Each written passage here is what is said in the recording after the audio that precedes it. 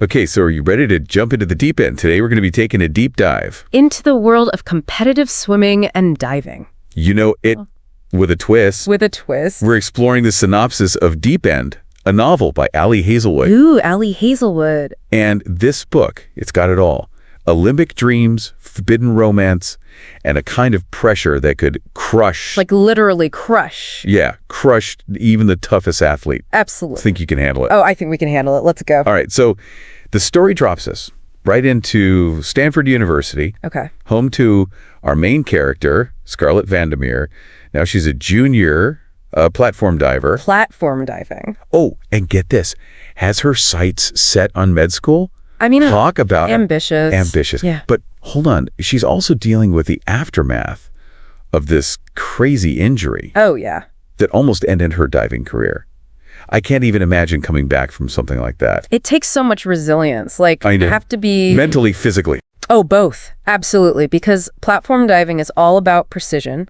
Imagine standing 10 meters above the water. Oh, my gosh. Knowing the slightest miscalculation could mean the difference between, like, a perfect 10. A perfect score Yeah. and a disastrous injury. Oh, that makes my stomach flip just thinking about it.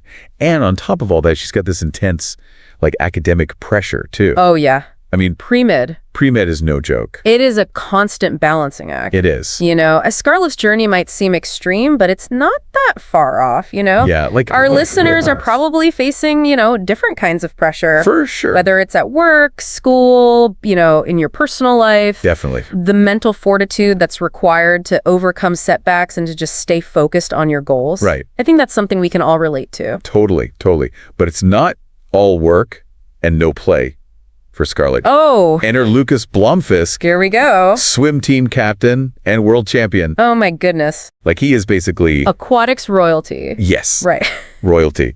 And Competitive swimming, that's a whole different beast. You know, we're talking grueling practices. endless laps. Endless laps, you know, Yeah. constantly pursuing, shaving off, like milliseconds. Yeah. To be at that level, you have to be incredibly disciplined. Incredibly. But what I think is so interesting here is that Scarlett is more, you know, introverted. Okay. And like laser focused.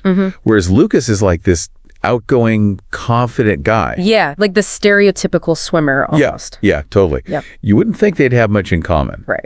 Do you think athletes are often drawn to partners who, like, complement their personalities? Ooh, that's a good question. I think it's definitely a dynamic we see in high-pressure environments, you know.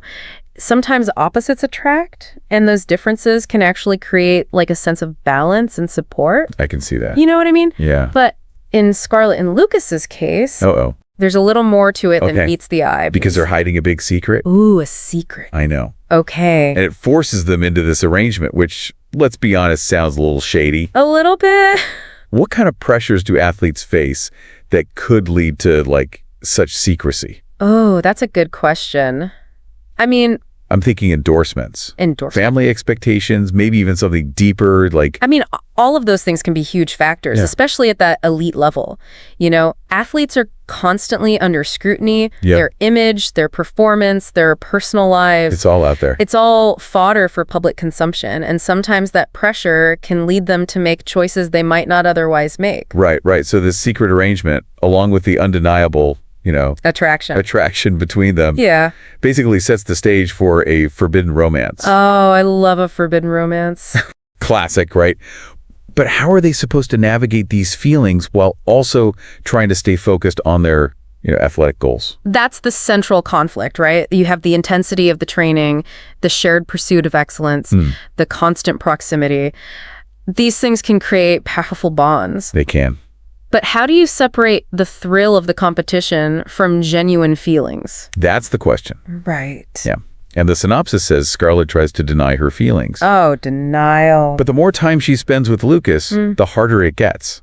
Oh, I've totally been there. Oh, haven't we, huh? Trying to convince myself I'm not into someone when, you know, deep down. Deep down, you know. I know I am. You know. It's that classic internal struggle, right? Totally. And as the pressure of the upcoming Olympics mounts, oh, yeah, she realizes that avoiding Lukas is... impossible. Impossible. She's got to face it. Uh-oh.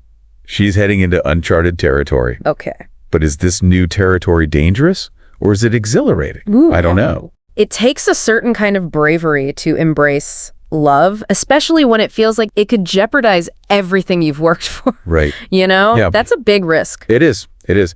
Will Scarlett's feelings for Lukas become like her downfall, or will they be the secret ingredient that pushes her to greatness? It's a real cliffhanger. I know. I need to know what happens. Right. It makes you wonder. Think about a time in your life when passion and ambition collided.